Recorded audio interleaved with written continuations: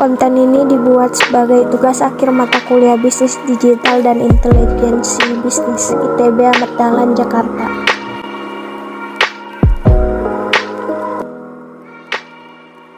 Design thinking adalah proses berulang di mana kita berusaha memahami pengguna, menantang asumsi, dan mendefinisikan kembali masalah dalam upaya mengidentifikasi strategi dan solusi alternatif yang mungkin tidak langsung terlihat dengan tingkat awal pemahaman kita.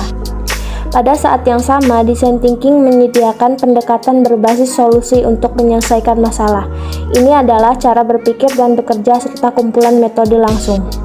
Design thinking juga sangat berguna dalam mengatasi masalah-masalah yang tidak jelas atau tidak dikenal.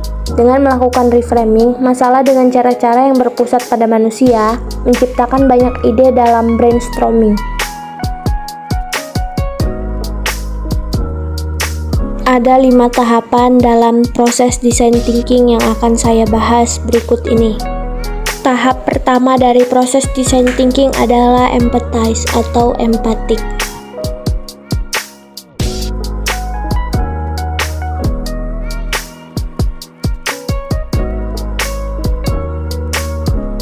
Tahap kedua dari proses design thinking adalah define.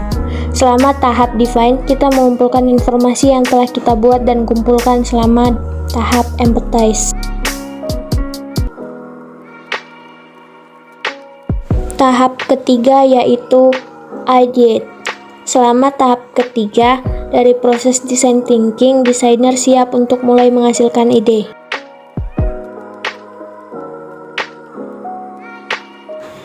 Tahap keempat yaitu prototype.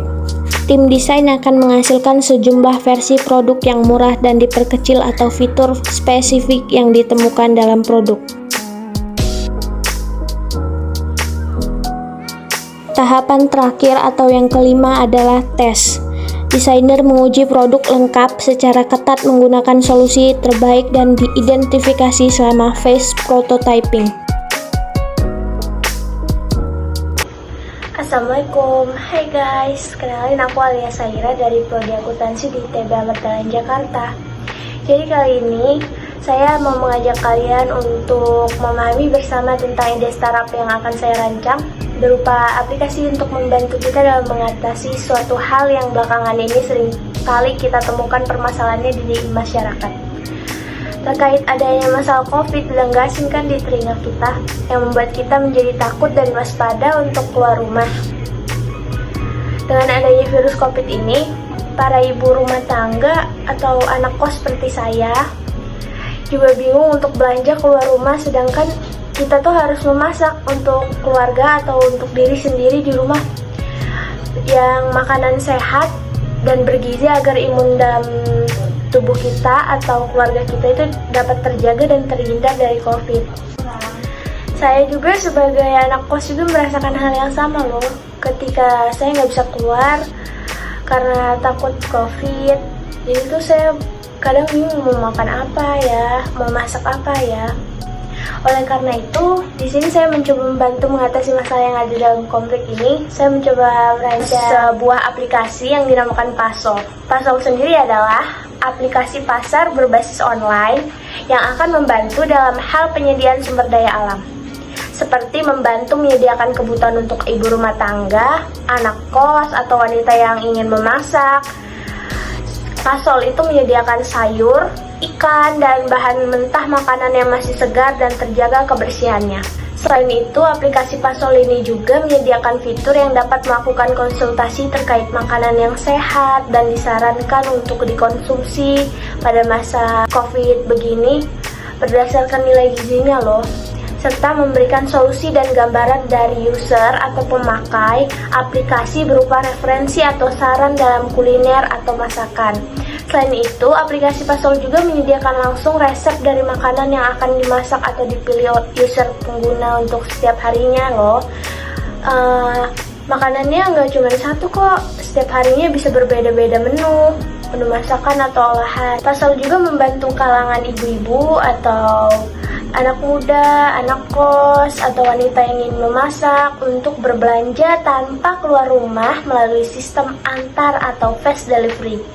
sampai tempat tujuan dan dijamin kesegaran, kebersihan dan juga keamanannya loh, serta mengutamakan protokol kesehatan. Di sini ada logo Pasol sendiri yang melambangkan ikan yang artinya atau memiliki makna kesegaran. Logo Pasol ini nanti akan menjadi tampilan utama dari aplikasi Pasol. Ini merupakan tampilan utama jika Anda membuka aplikasi Pasol.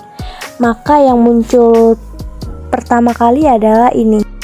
Dan ketika Anda menekan tombol lewati, maka tampilan kedua dari aplikasi Pasol seperti ini. Tampilan ketiga dari aplikasi Pasol ketika Anda mencet tombol lewati seperti ini.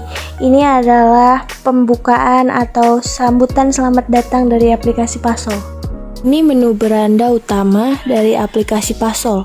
Jadi biasanya kalau kita mau menggunakan aplikasi Pasol atau yang berbasis online seperti ini, kita harus mendaftarkan akun kita. Itu ada di pojok kiri. Kita bisa mendaftarkan akun kita menggunakan nomor telepon atau email kita.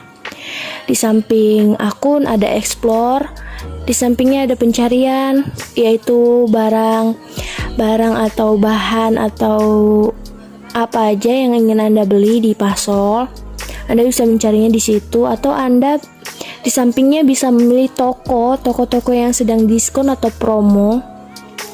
Kamu juga bisa memilih toko kesukaan kamu atau toko langganan kamu seperti biasa. Di sampingnya tuh ada pesanan itu biasa buat kamu mengatur atau melihat sudah sampai mana atau apa aja yang Anda pesan dari aplikasi Pasol tersebut.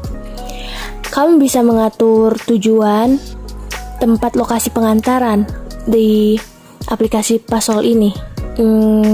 Kamu juga bisa mengirimkan barang ke keluarga kamu atau ke kerabat kamu dengan mengganti alamat tujuan sesuai yang kamu inginkan. Banyak promo dan diskon loh di Pasol. Contohnya ketika kamu membeli salah satu atau berbelanja di salah satu minimarket yang ada di Pasol, kamu bisa mendapatkan diskon gratis ongkir atau diskon potongan harga. Yang menarik deh pokoknya. Kamu juga bisa melihat dan mengatur loh seberapa jauh supermarket yang ingin kamu tuju. Pokoknya di aplikasi Pasol ini kita menyediakan barang-barang terbaru, tersegar, dan dijamin keamanannya serta menerapkan protokol kesehatan. Untuk pengguna Pasol atau user Pasol, kalian gak perlu bingung loh hari ini mau masak apa, karena di Pasol menyediakan fitur atau saran dan resep olahan makanan rumahan. Jadi kalian tinggal melihat-lihat referensi masakan atau olahan yang ada di Pasol, yang juga beserta ada nilai gizinya yang terkandung. Dia menjelaskan nilai gizinya, jadi kita bisa tahu seberapa bergizinya makanan yang kita konsumsi. Selain itu, Pasol juga menyediakan resepnya loh. Misalnya kamu mengklik rendang khas Padang. Kamu klik di samping rendang khas Padang itu ada klik resep di sini.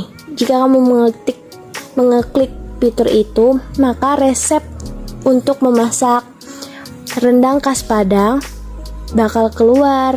Kamu dapat memasak dengan mudah loh.